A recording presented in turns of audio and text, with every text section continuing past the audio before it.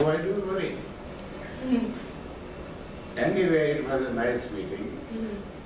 But what happened, whenever I sold a painting, we would never shout, Jai Baba, Jai Baba.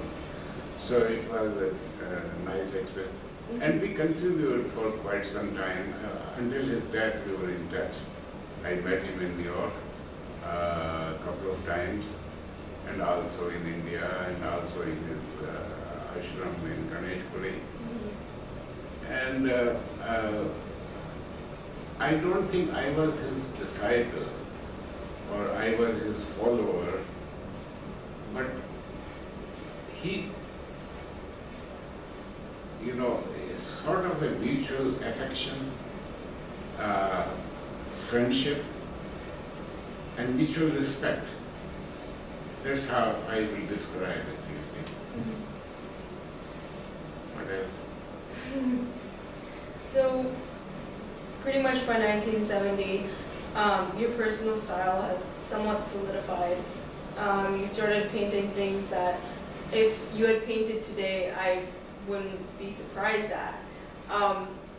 So I know you don't like to explain your artwork, but when I look at it, and I imagine when a lot of people look at it, I wonder, like, what inspired this, or like, what was the reasoning behind why you painted this? Why does it affect me so much?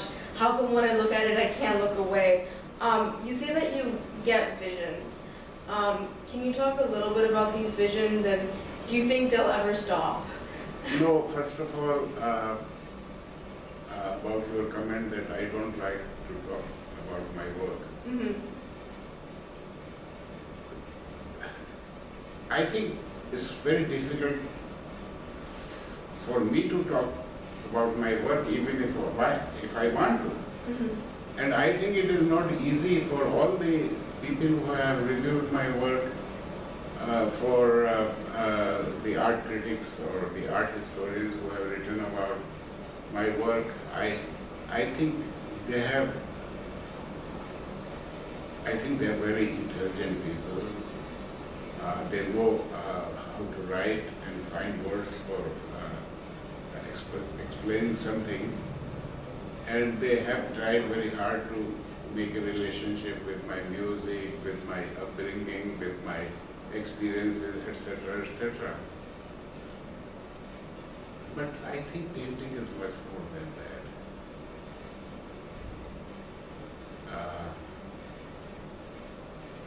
That's all I can say. So, if I don't want to talk about my work, it's not because I have taken a vow or I am egoistic about it. But really, it is not that easy. I mean, it's not really that honest, you see.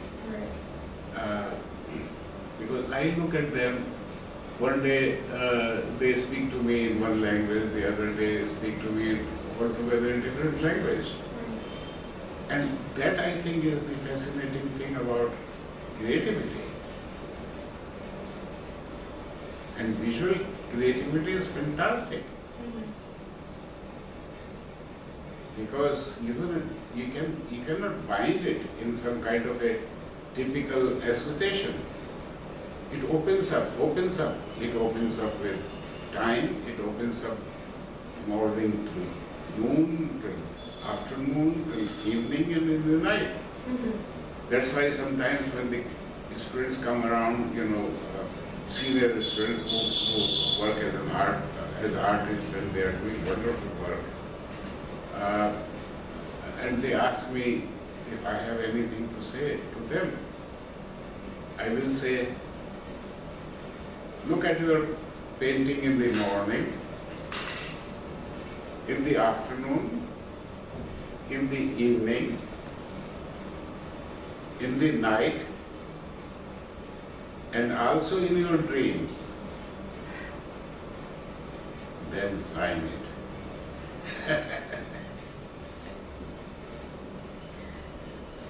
So do you still get visions though? You still get these bursts of creativity that make you walk down the stairs at midnight past to paint? You see,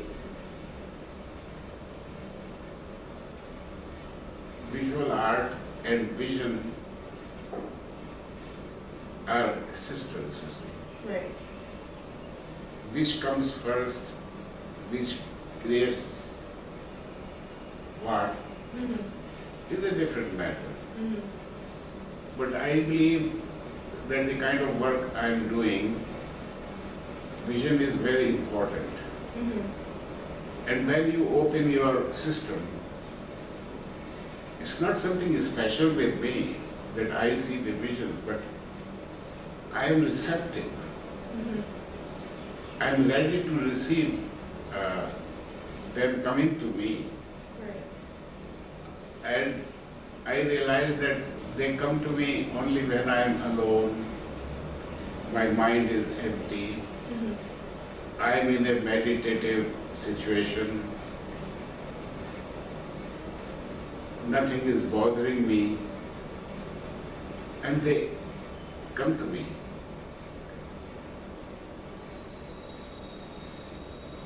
And come to me very strongly, you see, that I want to run to my studio and capture it. So then I get the starting point. And then this vision, me and the painting have communication. Painting says something, I say something, or my identity, or my experiences, or my real self says something. And the vision says something. And it goes on. And sometimes I get stuck. Like I think many of creative artists who create something new which is unknown, which never been seen, they will have confusion, they will definitely get stuck at some point, not knowing where to go next. It's not a special thing for me. I mean, it is a normal thing to happen to every creative person in all creative fields. Because you are creating something new, you know you have given birth, but then where to go? Where to end? When I sign a painting, when I complete a work, whether it's a composition of music or a poetry or whatever you talk about, or a poem, repeatedly they go back and forth, walk back and forth, try to figure out to reach the exact point. So that sort of thing is a natural thing. Sometimes it bothers you, it makes you feel low, and also I think a little bit angry. All kinds of things happen. And then but you see, in my case, when I find something like that, music helps me. When you compose something, one note to another note to another note, with nuances and this and that, the way comes to you gradually. So that sensibility about musical notes and their purity, as well as their power of creating something in association, helps me. And I get back and I get what I want. So, you're over 80 years old. You're still painting every day, just as you were. 83, I will be soon 83 years old. 83 years old. You're painting nearly as much as you were painting 40, 50 years ago. You signed 60 works last year, correct? Yes, yes. 60 works. So, something that you've done in recent years is start a foundation, correct? The Om Prakash Foundation. So, what are you planning to do with that, and, No, what are your final goals? I really don't have any aspirations, honestly, like what will happen if I die. Mhm. You see, because I believe in working. Right. I don't care what happens, you see. I have never bothered. I live with the moment. Mhm. Every moment experience is exciting for me. Mhm. And when I sign a painting, I just move Right, on. right. I mean, so if I go through something in my life, Mhm. it's over, I move on. Right, right. So I am always on my way. Mhm. Uh, Herman Hesse, in his book, Siddharth said, uh, when Siddharth and Govinda were sitting near a river, and Govinda asked him, when you are going back, you see, what you are planning. He said, look, Govinda, I am like a river. I move on. I don't go back. Right. So that way, I don't have any aspirations like that. Mhm. But on my 80th birthday, you see, after architecture, I taught artists and painters and sculptors and designers in College of Art for 12 years. So I have a body of very talented, very intelligent, and very successful students all around. Mhm. So on my 80th birthday, they came and they wanted to make some kind of a celebration, and so the idea came up that I should compile my work. This is how I was able to publish this book, Prakash, 60 years, Mhm. put everything together as best as I could. Mhm. And then this idea of what happens after I go to my artwork or to my legacy as a teacher or as a talker or as an artist or whatever I am. So they decided that I should create a foundation of, for, you see, my 3 children, they live in America. And I think in that situation, it also becomes practically necessary to do something about my personal effects, my art especially, Mhm. and whatever I have after my death. So I should plan something about it, which I never bothered about. And last year, suddenly, all of a sudden, my wife expired. So that gave me the signal that I should do something about it. So there are proposals to make a foundation, and Mhm. that's going on. And I think I will discuss with my elder son Sanjay Mhm. to see how it should be planned and Mhm. how should we make operative, you see. That's all, you know. Right. Mm. Well, I think it's a very good idea. I wish you the best with it. I think it's a great way to keep the legacy going and make sure the art survives. But I just You are sitting, my dear, my granddaughter, this is your responsibility. Exactly. That's why I'm very interested. Yeah, in but making as sure. far as I am concerned, I feel, I have a feeling. I am losing my contemporaries, friends, my artist friends, my musicians. Ravi Shankar died, Vilayat Khan died, Bhimsen Joshi died, Biren Dey died, Hussain died, and Gaitonde died. I mean, so many people with whom I have shared growing up in my creative field, and they are going one by one by one by one by one. And I feel I am alone, so in that situation, I think the younger generation has more responsibility about it, especially my near and dear ones, then I can think of. But I don't understand how does I come in the picture. You see, when Birente expired, and he was very close to me, not only that in 1956, 57, he was my teacher of drawing in the art school where I studied and where I became the principal ultimately. The National Gallery of Modern Art invited me to speak, condolence meeting and speeches and all that. And I was sitting with Krishan Khanna, a fellow artist. He's older than me.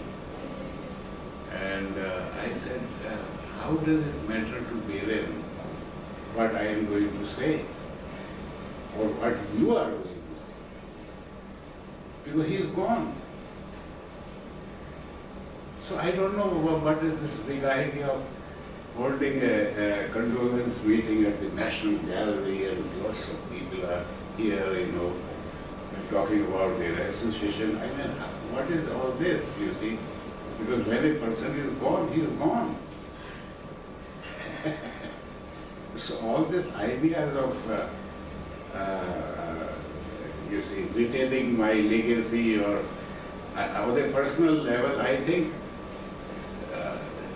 It's not about that. how can it become my concern, you see? Because I will be gone, see? It's not your concern. It's society's concern so that your art can be appreciated, in the future. Because that's one of the qualities, along with not lying. Art also doesn't die, and that we want to make sure of. But anyway, I thank you so much for the interview for the past few days. I've learned a lot, not only about art, which I knew very little about, but also about music and spirituality, and just getting to know not only yourself, but about the universe and how art can portray all of that. My dear Monica, I was so happy to talk to you all these last 3 days, and I was so happy to answer your queries, endless queries, one after another, non-stop queries going until midnight. I really enjoyed it very much, and I think you live in times which are very different to my time when I was growing up. And you match very well the demands, the opportunities, the challenges which the present culture presents before the younger generation. It was not like that in my time. Most of the time we were thinking how to survive.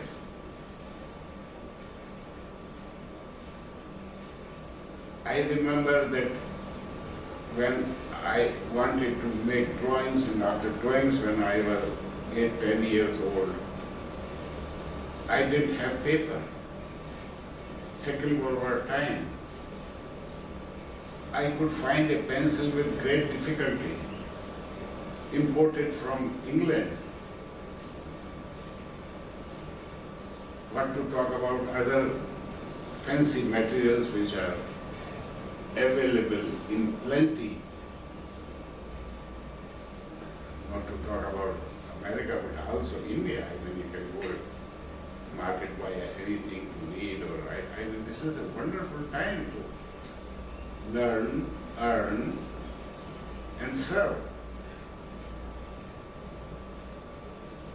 So God bless you.